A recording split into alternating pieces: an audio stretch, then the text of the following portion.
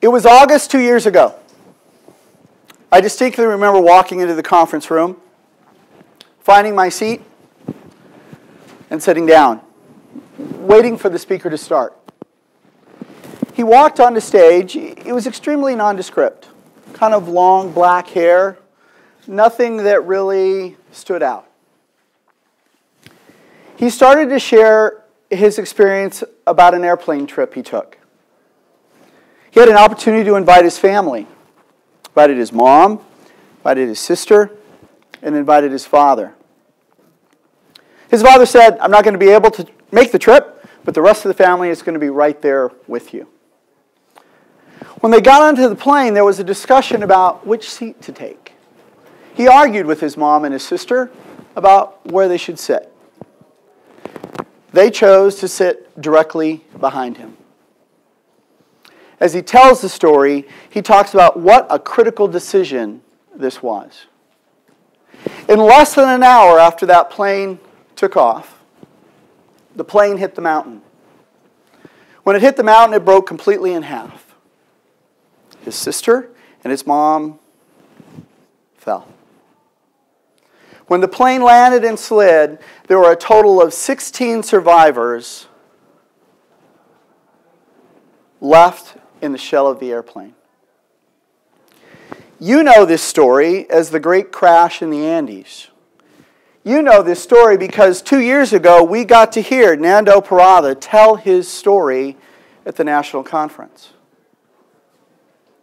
You also know that today he's an extremely successful businessman who went through a horrible experience. But out of that experience came the man's purpose and his core story.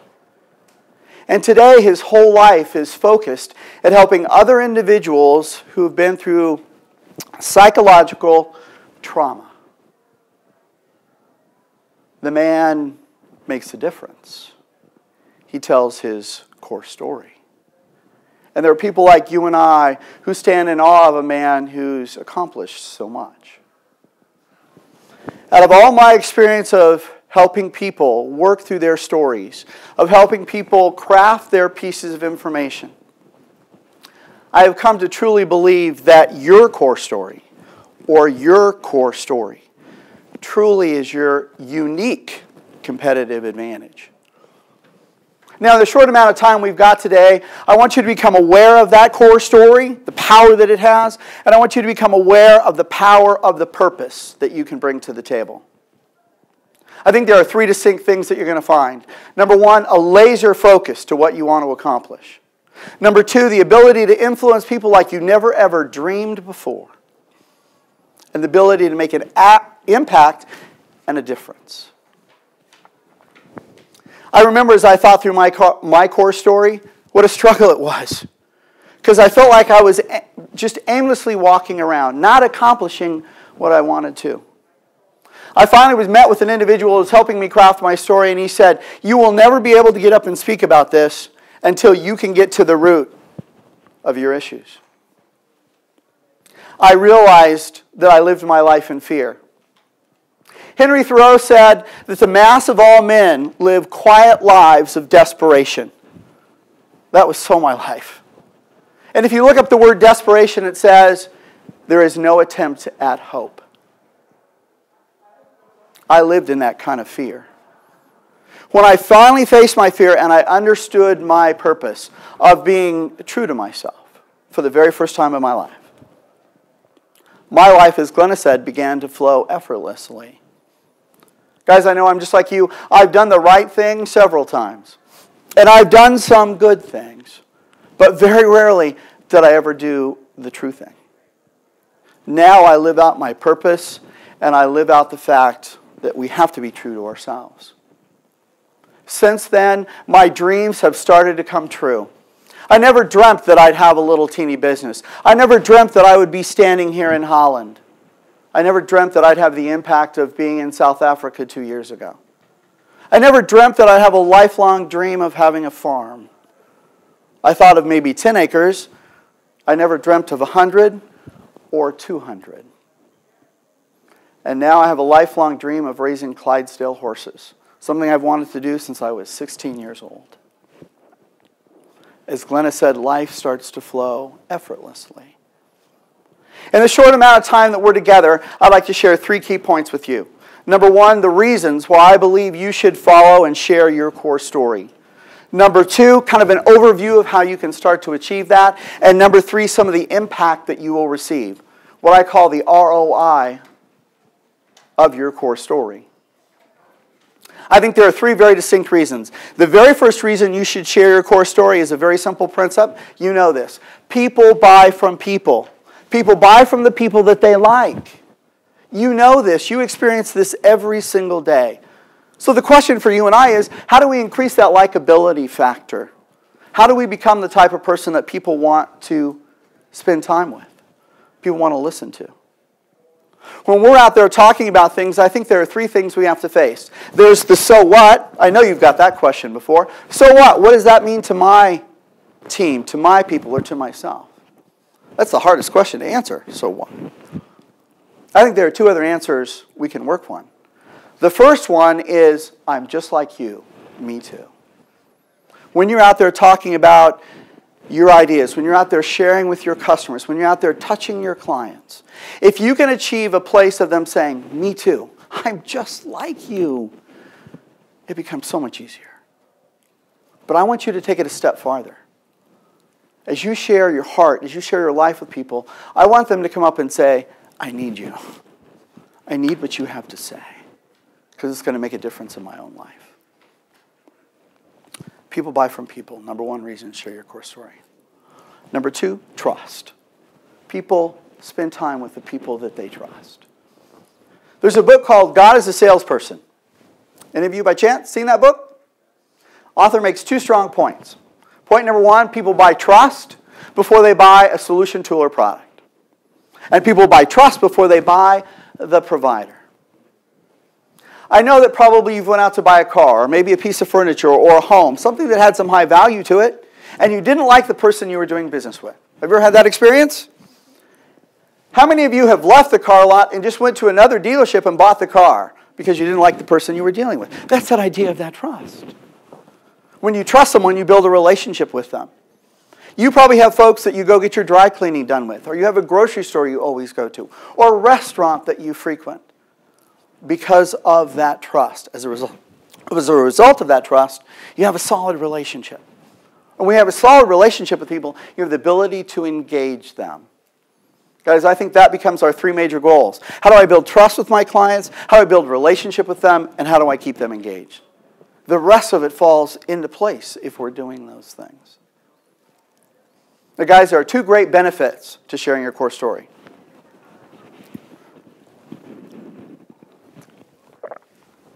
Number 1, there's no shelf life. It's a little different than your signature story.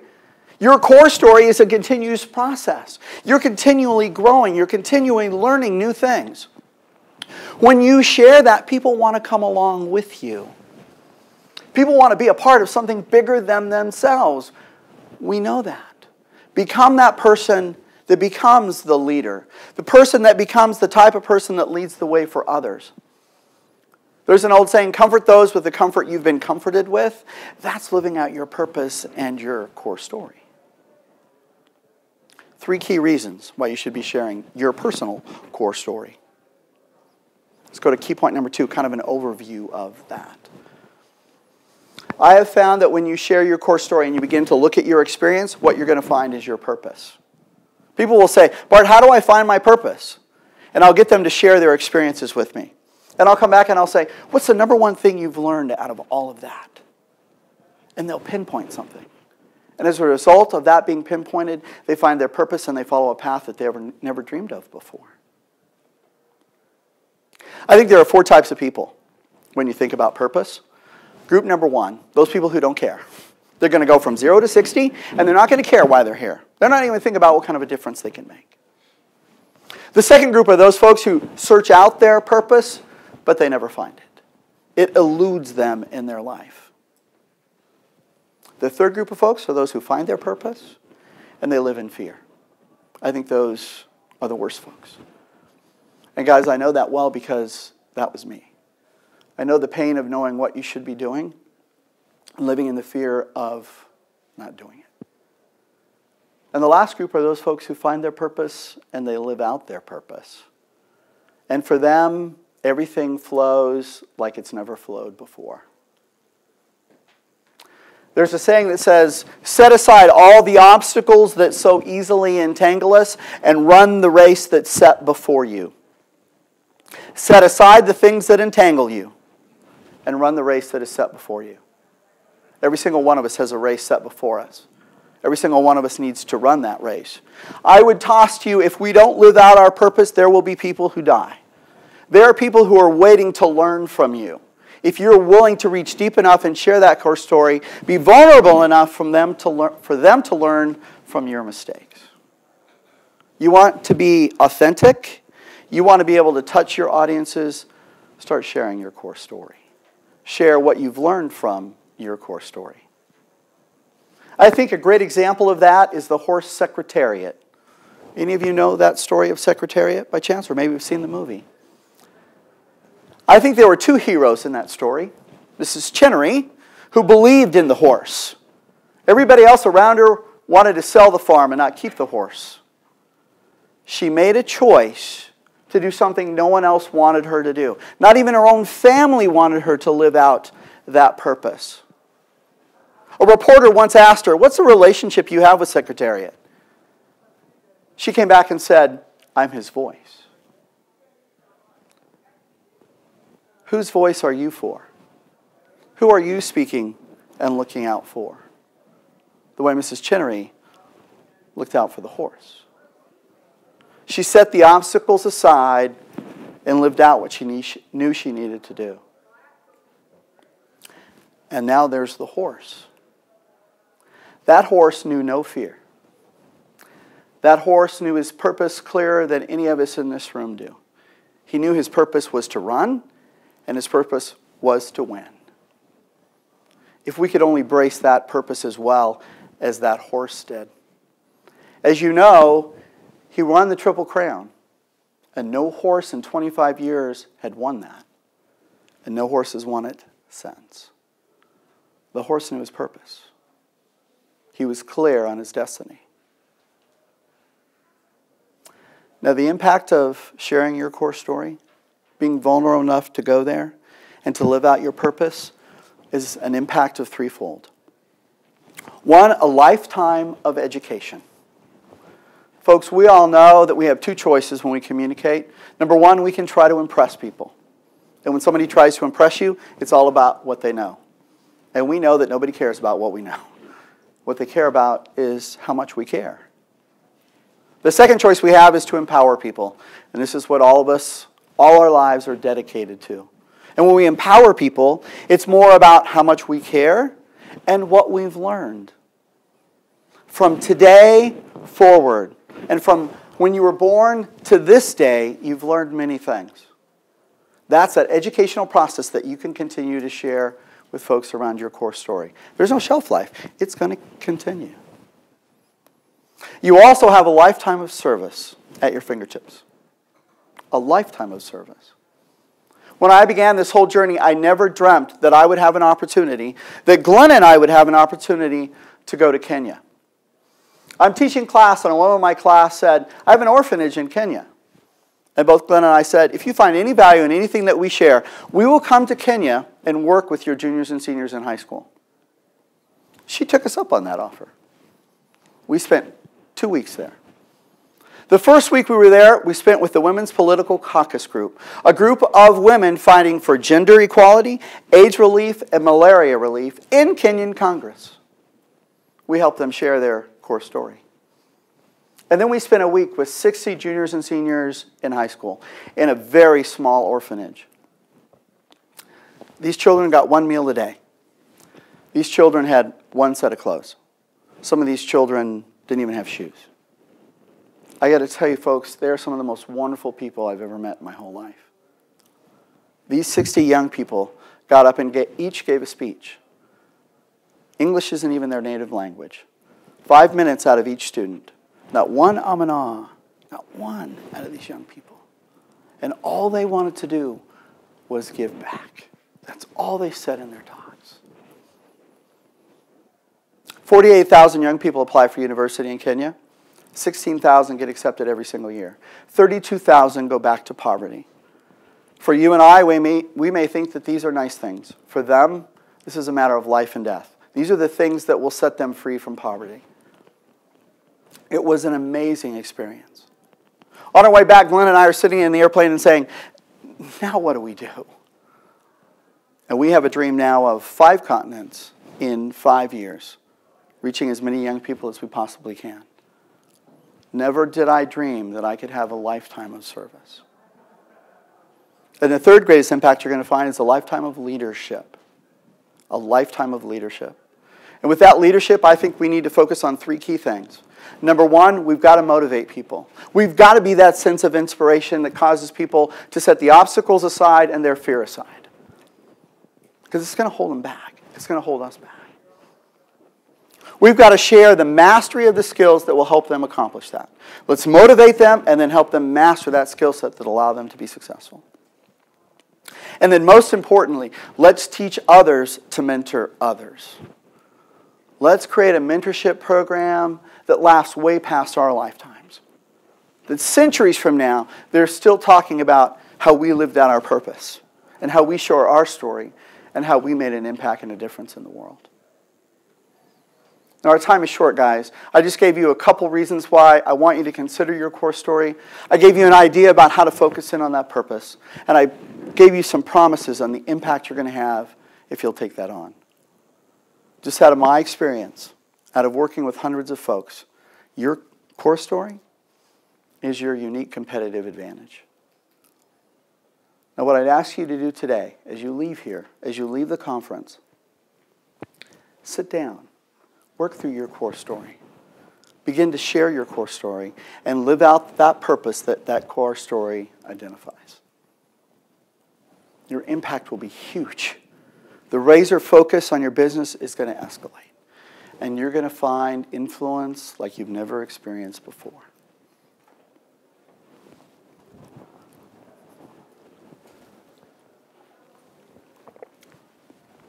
I remember being at the Global Summit 2 years ago in South Africa. Any of you at that conference by chance? We had an opportunity to hear Rolf Meyer speak.